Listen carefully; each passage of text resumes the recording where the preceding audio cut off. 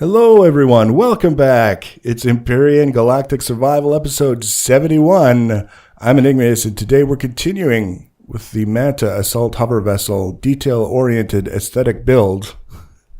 Almost exactly where we left off in the last episode. I did some things behind the scenes just to save a little bit of time. I didn't really think that they would make for compelling viewing. And they were fairly straightforward, simple things, just to kind of get them taken care of. One of them, obviously, if you saw the last episode, is I dismantled the access ports that we'd cut on the floor for getting into the below decks area of the ship because I'd made the decision that I wanted to have an area of the below decks that was high enough, tall enough that you could get inside and walk around. And in support of that, I decided it would be best if we changed the orientation of the staircases, changed the location a little bit. And so we got rid of all the extra stuff so that we could start fresh and do that in this episode. And you can see that's exactly what we're doing. Additionally, and you can see them in the tubes behind the staircases, I dismantled the two vessels in the hangars of our capital vessel, mostly for the hardened steel blocks so that we can continue this build. But also, you get all the equipment back as well. So we've got all these extra fuel tanks and generators. And I decided to put them in this ship just for giggles. I haven't had a chance to test the power output, but I think we're going to be absolutely fine in terms of fuel. Using just the large Promethium packs, we have 33,000 minutes of fuel and change available to us when the ship is idle. Of course, when we start maneuvering, we start getting thrusters into play. If we had constructors and fridges and things like that on board, obviously that would be reduced somewhat. But realistically speaking, if we left this ship as is, we would probably never have to fuel it ever again. When we start doing other builds, we'll be taking some of the generators and fuel tanks off of this ship and into those because it's just silly with the amount that we have now. And of course, when I get set up in a place where there's water and not just yick surrounded by green mist on Masperon, then we can start making some of the upgraded fuel packs using the hydrogen and the large Promethium packs together. Unified stuff. You get the idea. In other words, I know there are better fuel packs, and I'm kind of curious as to what kind of fuel estimate we could get out of those, but I'm not going out of my way to build them on Masperon because I would like to leave this place and not stay. Having said all that, you can see now we've got the detailing going on around this opening that we've cut so that once we get everything in place, we put in the new floor that's one block higher than it was previously. And we've got this great big open area to do whatever we want with, which will probably be not a whole lot because we've got so much space on the ship to begin with. The last thing that I did since the last episode, and I'll just mention it now while we're talking about things that we did, I reverted the changes that we had made to the frame of the ship when we were working on the air intake vent so that now the curved frame of the ship that we did so many changes to is now exactly as it was before. It's the same as it is on the other side of the ship. And then I pulled back, I dismantled the blocks from the air intake so that we're ready to start anew with a new plan, a new approach for doing that whole transition in the profiles and all that other stuff. But I just wanted to point out that that was something that I had done so that the two sides, the profiles match. And it'll be a little bit easier and more straightforward to start working with it. So you can see here, we've got a bit of a transition with some angles and stuff, as opposed to just doing a square or a rectangular cutout in the floor. And again, I think it's important to point out that if you're building a ship and you decide that that's all you need, it's a square or a rectangular opening in the floor to get to the below decks area, and then use your jetpack to hop out without even putting in any stairs, then that's the solution that works for you, and that's a good solution. In this case, because we're talking about, saying that this build specifically is a detail-oriented, aesthetic kind of focused build, we do these little details because we can, because I enjoy it, and because it fits with what we said it was going to be. You can see we've done this opening now. I'm happy with it. All I have left to do is fill in the blocks on the floor, which won't take very long at all, and then duplicate the design of this opening onto the other side because symmetry says that we can't really do a completely unique design on the other side. It just would look weird, kind of distracting in the wrong ways. In this case, I did a really awful job of duplicating it to the other side. It shouldn't have been as difficult as I made it. It was one of those cases where I missed one block, I didn't include it, and every other block that I put in place was just off. And I could tell by looking at it that it was off, but it took me forever going back and forth to figure out what block I had missed that put it in that situation. It happens sometimes. It's a simple mistake that would be simple to fix, but you just, for whatever reason, can't see the forest for the trees. Trying to find the mistake takes more time than it should.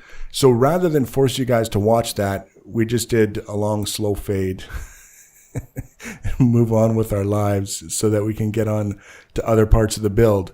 Now, having done all that, we were in the below decks area, and I thought, we've got this rectangular section that's sticking down. This is where we've got it's basically designed for armor around the core, the ship's core. And the rectangular bit wasn't quite working for me, so I decided that we would spend a little bit of time, build around it a little bit, give it the same angles as pretty much everything else that's working down here. And then we'll move up to the top and do the same thing around the control seat up top. And then that'll be basically 90% of the interior done, believe it or not. Anything else that we add is going to be in the form of storage or machines that we're going to carry around with us as we're doing this or that out in the field. But aesthetically, structurally, on the interior of the ship, we're mostly done, which is kind of nice. It's kind of a nice spot to be in.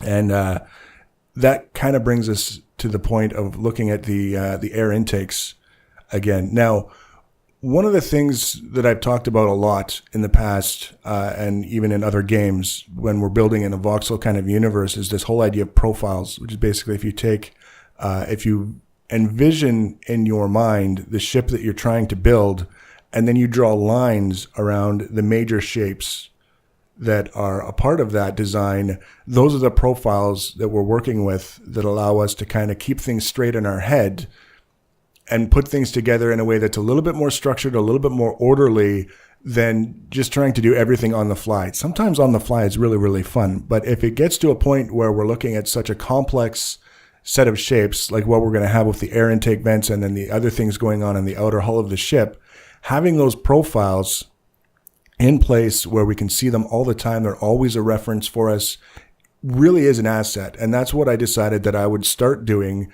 with this particular part of the ship, because if I don't, I kind of feel like it's going to take a really long time, and it's not even necessarily going to measure up to what I have in my mind for what the ship could be. So you can see here, I'm doing kind of a wonky profile for what will be the leading edge of the air intake if you're looking at it from the side of the ship. So the air intakes themselves, if you imagine two large elliptical tubes that are kind of squished into the sides of the ship. So you can't see the entire elliptical opening, but you can see sort of the top part of the opening on either side of the ship.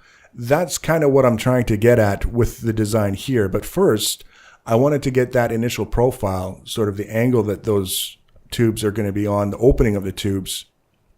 And then from there, we can start looking at how to do the outer curvature, how to make it merge with the rest of the design, all that other stuff. So that's one very important detail that I wanted to take care of. And you can see it's very straightforward at this point, right? There's nothing especially complex that's taking shape right now. This is just very, very basic blocks that we're putting together into a shape that's not especially daunting. Most people could do this with just a little bit of experience working with the 22.5-degree blocks. And the end result is not necessarily blocks that are going to be part of the final design, but they're going to be blocks that we can look at whenever we're wondering how this part of the ship is supposed to come together, so that we can have that indication of where we're going to go next. In this case, one of the other things that I wanted to do was lay out the profiles for the front portion of the outer hull. And then once those are laid out, that helps us with the transition between the air intakes and the outer hull, because we've got this sort of clear indication in our minds of how things are generally going to look. If you look here, we're basically doing a curved line freehand, which takes a little bit longer to do it freehand than if you use a tool like plots.co.uk to give you the curve that you're looking for. But sometimes, I mean, there's not so much going on here that I felt that I really needed to tab out and take a look at that and come up with something and then bring it back in and all that other stuff that goes along with this. So we do the general profile with cubes, And then once we get the cubes kind of where we want them, then we can come back with some of the more refined blocks, some of the more refined angles, put those into place, see how those come together. And the thing is we're working with just a single linear aspect, a single linear part of the ship that's very easy to look at and say, okay, I like this curve or I don't. There are no transitions we need to worry about. We're not worried about how this is going to mesh with the air intakes at this point. We're just getting this one specific curve to the point where we're happy with it, and then we move on to the next profile. Once we get all the profiles into place, then we start filling them in. We're going to start looking at all of that in the next episode. So if you want to be notified about the next and future episodes, the easiest way to do that is to subscribe to my channel or follow me on social media. Links for social media are always in the information box below the video. Feel free to leave your comments and feedback. Thanks for watching, guys, and take care.